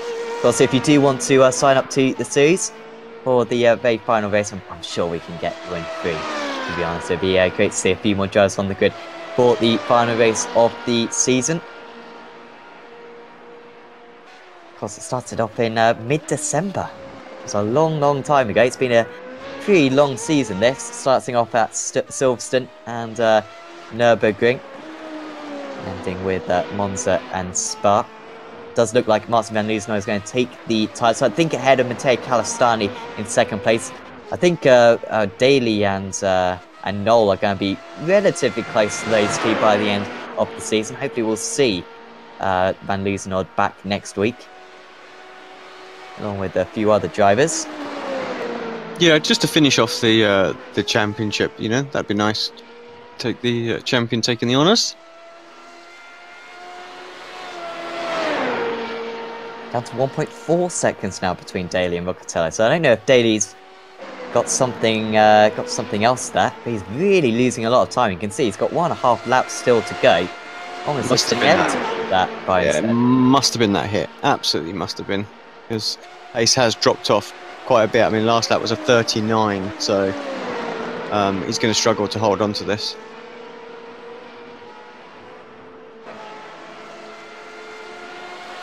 I think Locatelli will enjoy the podium if he can get there. Let's hope he's got some DRSs to play with to get by at this point. Probably thought he wasn't going to get an opportunity. He's expended them already. Needs it now. 0.6 of a second going in. The C is a big difference in straight line speed. Daly obviously trimmed out. Oh, sorry, it's Noel that's trimmed out, isn't it? Daly is actually normal level, so closing a couple of tenths of a second down that straight. This will be the final lap as well, won't it? So, minute to go. Oh, I don't know. It's going to be close. It's going to be close, yeah.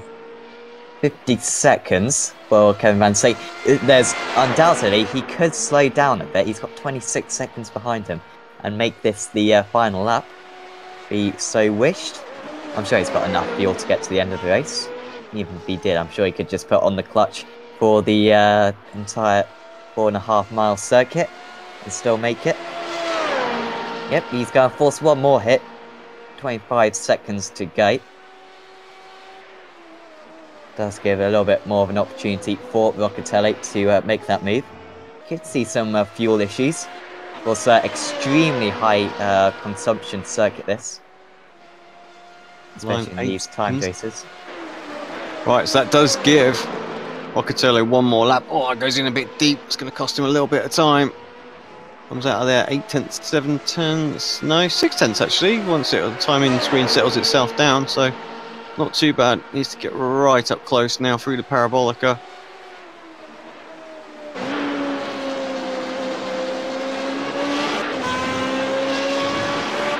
Go on board. He's closing in significantly, maybe even using a DRS as well. Alessandro Locatelli goes to the outside. Good defence there from Daly. He wants to hang on to this one. Locatelli not with too much overspeed right at the end of the straight. Will get the cutback on his opponent, but he's just lost a little bit too much time there. Slowed down too much. And you can see the Constantine effect behind Daly stretching his legs and back up to 0.7 of a second. Now the gap. That could be game over between these two. Yeah, unfortunately, Locatelli did get the line all wrong there. He either needed to commit to try and go around the outside, or he needed to, sweep back in and make sure he got very good exit to the corner and got the run again going into the Della Roggia. Fortunately, just straightened it up through the middle of the corner, made that left-hand part of the first chicane very, very tight. Of course, lost all of his momentum. Right, where is our leader? Here he comes. 2 for 2 for today at Monza. What a great job from Kevin van der Sil. Absolutely. He wins race 2 of meeting 11 in the Apex Racing League's Renault 3.5 championship. Well done to him. Thomas Noel will be a long way back. 28 seconds back in fact. And I think we can go to the bats between Daly and Locatelli because it is still close. You can see, trying to pick the draft is Daly. Locatelli will go to the outside surely. Onto the dust they go. This is where we saw incidents earlier on. Locatelli round the outside. He's going to try to get the cutback. We're going to have a run to the line. No, he just couldn't get the power down. And Alessandro Locatelli, frustratingly for him, will end the day with 2 fourth places. With David Cudmore will be the last driver to cross the line in 5th place. And Max Burt as well, a further lap down in 6th.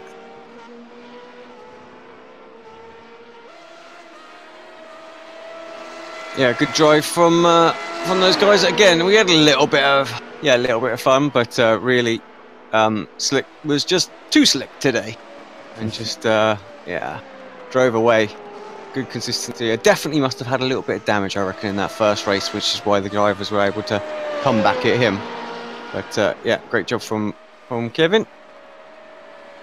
And that is us with everybody across the finish line. Yep, so we can now go through the final results, and Kevin van der Slik makes it 2 out of 2 here at Monza. Thomas Knoll finished in 2nd position, same result as... he finished in 3rd position, apologies, in race 1, so 2nd place in this one. Daly finished 2nd in race 1, finishes 3rd in this one. Alessandro Vocatello to 4th place this day. He'll be a little bit frustrated with that, a couple of mistakes were really costing him. David Cudmore, a couple of 5th places, more solid points for him. Massimo Berta in 6th. Then as well, Alvarez in 7th position, 3 laps down. Chaz Jacob had to retire early on due to a couple of mistakes. We do sometimes get some interviews, so we'll just hang on for the drivers for a minute or two. But just looking forward to the other races that we've got on Apex Racing TV on this week. Of course, tomorrow we've got the World GT Championship, a 2-hour endurance race at Le Mans. Alex, you won't be partaking in that one, will you? No, I'm not. No. Unfortunately. Just the workload on Mondays is just crazy for me right now. But I hope to do some of the races at the end of the season. Yeah, it's a bit frustrating time right now. But that 2 hours at Le Mans, that should be pretty good, as we can now have an interview with Kevin van der Slik.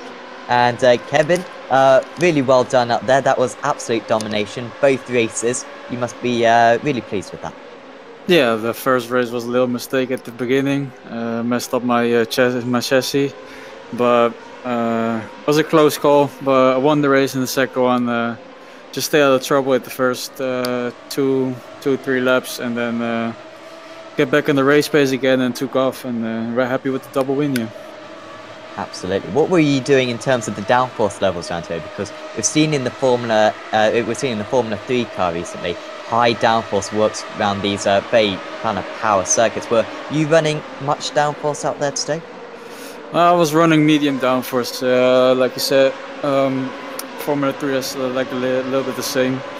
But Monza is a low downforce course, like everyone knows that. But you need to get the pace out of the corner, so that's why I choose for a little more downforce except for the low ones, and it worked out pretty well. Absolutely. Of course, we saw Thomas Knoll running a very low downforce. You two had a very good battle early on. It must have been very difficult to pull away from him, because if he had any sniff of the slipstream, he was straight back past you. Yeah, exactly. It was a fun battle. Really, in the straights, he passed me with 2-3 car lengths, and then when the corners came again, I was back on his tail.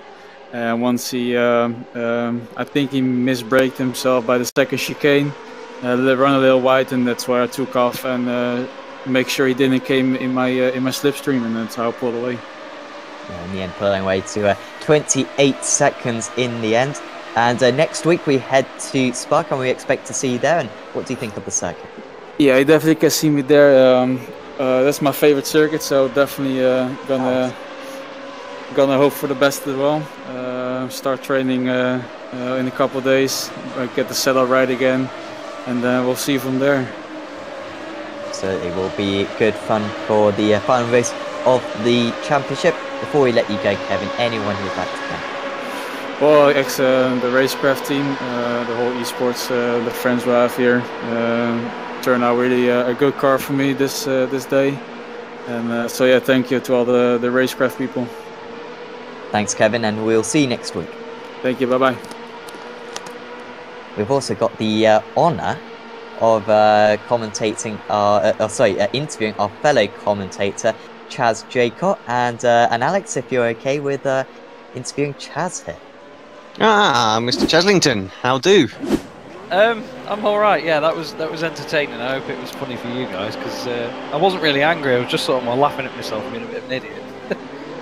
Well, I've obviously had to restart the replay to the very start of the race because we haven't got too much footage to show of you here, have we? No, it was about 40 seconds, I think. That was about it. But yeah, that car's hard to drive. I hadn't actually driven it properly before tonight. I've messed about in it here and there. I mean, we did a bit of a mess about in it when it came out, but yeah, it's a savage bit of kit. But my God, is it fun when you get it hooked up and it's on a great setup? That is such a good fun car to drive. I've heard a lot of people say that it's broken in certain ways, but I don't agree. It just feels brilliant. Yeah, I mean, unfortunately, we're not going to see the accident. I don't know why it suddenly jumped the pit lane, which is a bit a bit unfortunate. But yeah, I mean, a couple of little incidents. First one, obviously, into the wall in the first race, and then into the wall in the second race as well. But very similar areas in the Lesmos.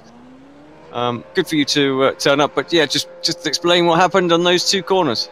Well, I had it set up on. I got given a setup for it, but it wasn't a specific Monza setup, so I was just trying to tweak it and just get it into a lower downforce setting, so I could at least try and get a bit of straight line speed, because I was just losing speed at the top end.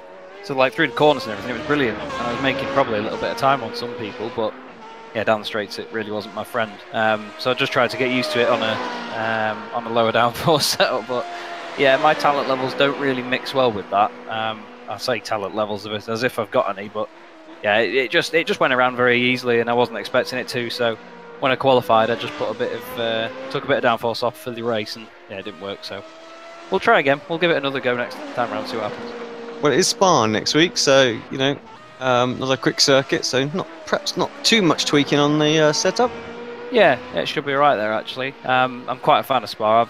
I mean, not to blow my own horn, but it's probably one of the tracks that I'm quickest at out of all of them on iRacing, so should be alright there. We'll see see how it goes, I suppose. Just got to give it a go, haven't you? It's good fun though. Indeed you have. Awesome. Well, glad to hear you had fun, and yeah, look forward to next week. Shout out time for you, my friend. Anyone you want to give those to? You boys, as always, good fun broadcast to watch. Really enjoyed it. And to CQR as well for having me on. Really, really happy to be part of the team. So chuffed with it all.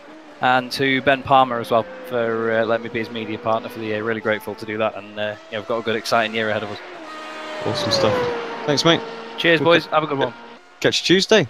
Yeah, will do. See you in a bit. Chaz Draycott there then. Sam? Yeah, I think that pretty much rounds us off for this afternoon. Like I said earlier on, tomorrow we've got the World GT Championship. We've also got the Masters and the Rick McTech Sports Car Series. Tuesday, we've got the Race for Alex event. Fantastic charity event for a suicide prevention charity. That'll be on Tuesday. Great cause that. And also we'll have the Masters as well, like Alex was mentioned. And then on Wednesday, we should have the Le Mans Series and the World F3 Championship. Thursday, we'll have the season finale of the ASR Radical Series and the Sim Racers World Championship. And I think then the race after that will be back with us for the season finale of the Apex Racing League's Renault 3.5 Championship. So from me and from Alex as well, we'll say goodbye and we'll see you next time.